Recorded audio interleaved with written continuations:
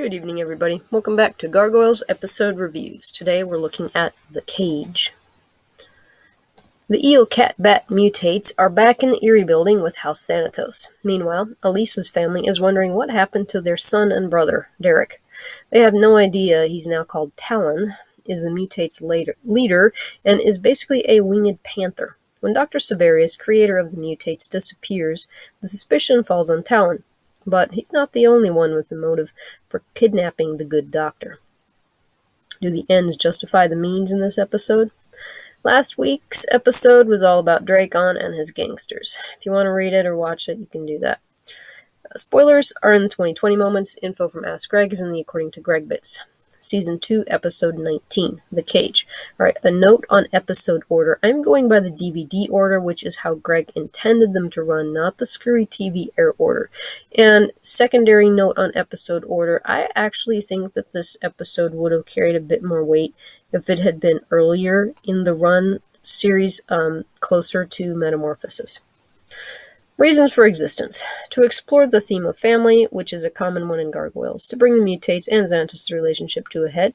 To bring the mutates onto the clan's side. To explore Sevarius' character more. To bring Talon back into the Maza family. To help Maggie Reed come to terms with her transformation. To show Talon's clan. To explore the theme of self-imposed cages. To explore if ends justify the means. And to explore the price of vengeance. Also to show how anger blinds. Main antagonists. The mutates Xanatos, Sevarius, and Goliath. What? Times. December 20th, 1995. So we're about a day after the last episode. And again, before Christmas, but with no signs of Christmas. Location. New York City, New York. The Cage. And we open with a possibly gargoyle, winged creature anyway, flying across a full moon yet again. And, hey, Talon. Oh, wait, are we supposed to not know it's him? Because you can clearly see he's got, like, a shirt on. Previously, on Gargoyles, we get the mutate story and that they think Sevarius is dead. We open on a winged creature, like the Gargoyles, but with no tail. And I had mistakenly thought he had a cat tail here, but that was his foot. Flying over the city. Family time. We're in Elisa's apartment where she's having supper with her mom, dad, and sister. This is the first time we've met Beth, who's in Flagstaff, Arizona normally. She's a student there. She jokes about Derek calling dibs on the pot. When this dumps a load of awkwardness on the family, she realizes her mistake. And there's a picture of them. I question Elisa's taste in decor. Like, what is going on there? Why is there a giant picture of 2 palm trees? Derek isn't back yet. And I should go back and look and see when the Metamorphosis episode happened, but you can do that if you really feel the urge to do that. Peter Maza is a few days away from filing. Peter Maza is a few days away from filing a missing persons report. It's a little surprising that Elisa hasn't done more to take down Xanatos over this. I think part of it is that maybe the Gargoyles, and especially her brother, might come into the public eye. Not good. So yet again, Xanatos is what you're going to do about it. Defense is spot on. And this is as good a place as any to put this little side remark in, and it's one that I actually edited the last post and added this, but I found yet another reason to be a little irritated at Elisa, which apparently is my hobby. So I'm going to make that your problem. So apparently Xanatos took the plea deal back in Awakening and spent those couple months in jail so that the investigation did not go any further, because if it had gone too much further, then the Gargoyles would have become known. Now, why was there an investigation in the first place? Oh, that's right, Elisa. Did Elisa not think that maybe they would, the authorities would uncover evidence of the Gargoyles if they were investigating Xanatos, just a bit? So why was she so hep to push that investigation? It was her fault if they had been taken by the authorities. Like, all Xanatos would have had to do was say, you know what, yeah, it's been fun, but yes, these are some monsters that I kind of found, and you can have them. Just, give me immunity, and we're good to go. Okay, that would all have been her fault. So she was basically relying on Xanatos to step up and do the honorable, maybe honorable thing, or the self-sacrificing thing at any rate. Hoping he would be interested enough in them to sacrifice 3 months of his life, and however much money that cost. So, anyhow, yet another reason to just raise an eyebrow whenever Elisa claims to be such a wonderful defender of the Gargoyles. Alright, so back at her apartment. Outside, there's a flash of a winged creature silhouette. And that's, remember, she's on the top floor, too. Beth sees it, but Elisa waves it away. At the clock tower, Elisa unburdens herself on Goliath. She's basically rationalizing why she hasn't told her family about Talon. Like many a rationalization heard by an outside party, it doesn't hold much water. She does, however, admit that a lie by omission is still a lie. Well, now, that's something not many people realize. And there's a picture of her unburdening herself. While she's saying how ridiculous it is for her to tell her family about Talon, Goliath must be wondering what she thinks would happen if she introduced him to her family. Goliath confesses that Talon and company are back at the Erie building. He didn't say anything before because he didn't see how they could change matters. He also wanted to spare Elisa the pain. Just like Elisa thinks she's doing for her family. Where have the mutates been all this time, and what are they doing back with Xanatos? I mean, were they just out kind of finding themselves? Are they simply seeking asylum? Did he contact them and offer a cure? Who initiated this reunion anyway? I'm thinking it was Xanatos, but you never know. Side note, Goliath doesn't say castle. Did you notice? He has accepted that the castle is now the Erie building, which is 100% House Xanatos property. Side note 2. I wonder what Fox's view of the mutates is. What's her opinion of her husband's fascination with keeping giant winged bestial humanoids around? First was the Phalog, and now the mutates. I guess the building is big enough that they might never even cross paths, but still, it's kind of awkward if they did, if she didn't really like them around. Obviously, the next step is to storm the gates. Goliath and Elisa go alone to the Erie building and set down in one of the courtyards. Here we've got a shot of the mutates, and the guy who's supposed to be like a tiger-looking one does not look like a tiger. He just is brown now. So I don't know what's going on with the animation there. Right. And Talon now has a spiffy vest-looking sleeveless thing, costume. It's kind of neat. It reminds me of one of the old superhero costumes, Alright, and he's not too happy to see the Gargoyles. Instantly, Talon and company attack. Maggie, however, steps in to stop them. Talon calls her Maggie, which is interesting. Of all the mutates, only she has kept her human name.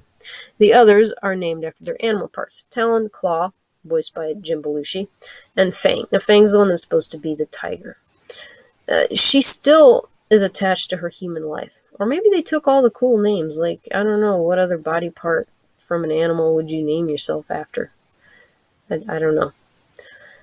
Yeah, here we've got Talon, Panther Boy, holding Maggie, who has a lion look now. You can see it better now. Now, I am not a furry or an anthro fan, but he does look good as a panther, I have to say. Oh, and his eyes glow, just like the Gargoyles. I'm not sure what DNA chunk that came from. 2 seconds later, Xanatos comes striding out. He agrees that they should stop fighting, calling it unnecessary. Not that it's against, and I think he called it senseless too, but anyway, not that he's against the violence in general. It's just that this particular scuffle isn't advancing his plans and will probably end up damaging the place again. He tells the mutates that Goliath and Elisa are always welcome here. They're not the enemy. What antagonist says this? Xanatos, that's who. They're opponents, playmates, pawns, but not enemies. If they want to visit and test him, he's more than happy to oblige. But if he's not in the mood, Owen gets to deal with them. and they will not be given entrance. I mean, Goliath might be able to land on top, but probably nobody will be around. Got enough episodes where that happened. It's also a great move in front of the crew here, as it will make Goliath and Elisa look more like liars when they try to claim Xanatos is evil. I also wonder what enemy he means. The public? The scientific establishment? Both are threatening the mutants. He knows the mutates are against the wall here. Who wouldn't side with him given their options, or lack thereof? And there Xanatos is, grinning cunningly as he stands between the mutates, which are not pleased, and Goliath and Elisa. As the My Fair Lady song goes, oozing charm from every pore. Old Xanatos is. Gotta love him. Elisa, of course, says that he's the cause of the mutations. Yeah. Xanatos is good at keeping up his act, but getting called a liar to your face is always annoying, especially when you are one. And he is not looking pleased here. Talon insists that it was all Sevarius. Maggie doesn't believe Elisa either. And Xanatos is looking proud of the fact that these people are backing him up and still believing him after all that's happened. And Maggie's just looking unsure. Or perhaps just she's given up. He must be having a blast right now, watching people he mutated stand up for him and deny the obvious truth. Smug rascal. As they argue, Xanatos gets a wary look on his face and melts back into the shadows. It's kind of like that meme you always see of Homer melting into the bushes. Xanatos can see a bad moon on the rise here. Keep your head down. Xanatos goes to Owen's office. No need to knock. Owen is in no way concerned about what was going on in the courtyard. He's busy studying the label on a manila folder. I am sure he watched it all on the CCTV, though. Xanatos instructs Owen to, quote, tell Sevarius to disappear for a little while, unquote. Nice preemptive move to protect assets there.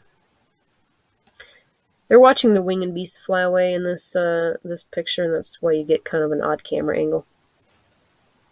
At Genutech, Sevarius is heading to his car. He waves at Vinny, yeah, that Vinny, with the motorcycle, the guard, but before the doc makes to his car, a winged creature swoops down and grabs him. Is this Talon? Sevarius drops his briefcase on the way. Vinny, this is why you can't hold a job. The Gargoyles. Yeah, it's not because you're, reading a paper on the job or anything. But I don't know what he was supposed to do. Some flying creature drops out of the night and snatches somebody. What are you going to do? Are you going to start shooting? He probably doesn't even have a license for that. A few seconds later, Elisa drives up to the gate. Vinny tells her she just missed Sevarius. She looks up and sees a winged creature on the corner of the building. Goliath? Vinny lets her in to look around. She finds Sevarius' briefcase. Well, now, that's evidence, right? Not that it's really admissible in the court of law, but still. And also, why is he just letting this cop look around? She does not have a warrant. She has no reason to be concerned about anything or know anything. You'd think these guys would get trained, in the indoctrination class. They should kind of keep their mouths shut. Lockup. In Cyberbiotics' old underground research facility, which made at least slightly more sense than their obelisk in the middle of the river or their airship fortress, we find Sevarius in a cage. Alright, why is there a cage down there? And it's right next to the computers? What was Cyberbiotics doing?